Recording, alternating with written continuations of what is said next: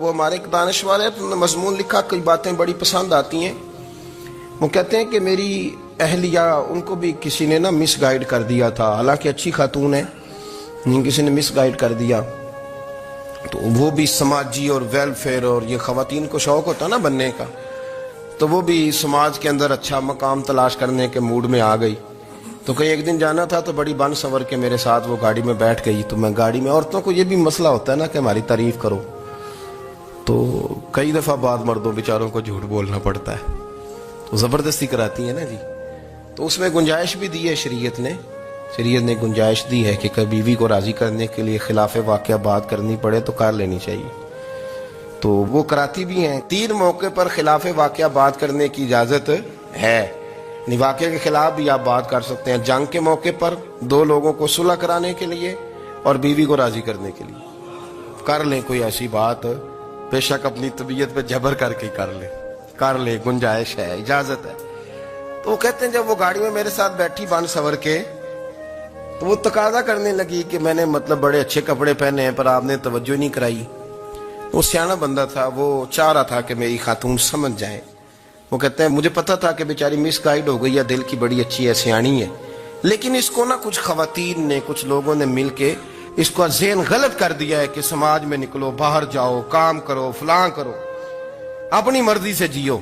تو میرے ساتھ گاڑی میں بیٹھی کہیں جانے کے لیے، تو مجھ سے کہنے لگی کہ آپ نے میری طرف توجہ ہی نہیں کی، آپ نے کوئی ذکر ہی نہیں کیا کہ میں کیسی لگ رہی ہوں۔ تو وہ کہتے ہیں میں نے اسے کہا کہ اگر تو ناراض نہ ہو تو پھر میں صحیح والی تعریف کر دوں۔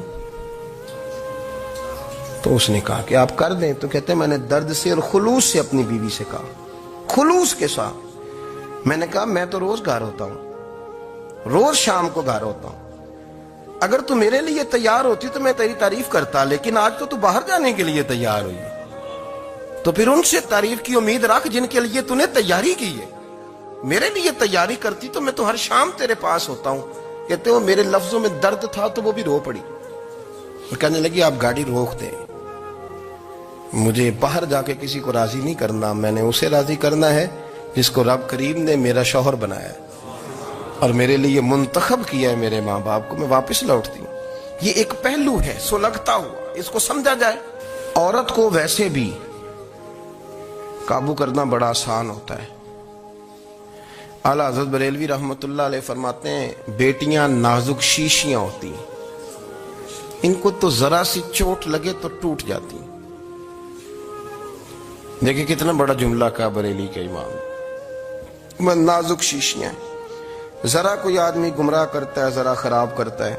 اب دیکھیں نا، یہ جو بچیوں کو بچے مس گائیڈ کرتے ہیں، انہیں بڑے بڑے خواب دکھاتے ہیں، وہ بیچاری ماں باپ کو چھوڑ کے، بہن بھائی کو چھوڑ کے اس کے ساتھ شادی کرتی ہے، پھر جو اس کا بعد میں اشر ہوتا ہے، آپ ادلیاں نو سردار پہن تکے تے شرما والیاں نو چوٹے ڈولیاں دے۔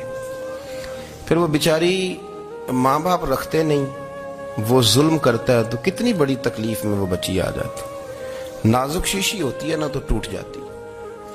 یہی حال اب جدید خواتین اور یہ جو کچھ اینکر پرسن ہیں، یہ اصل میں نا یہ آپ کو سیاست سکھاتے ہیں، لیکن یہ مادر پیدر آزاد لوگ ہیں، بالکل آزاد۔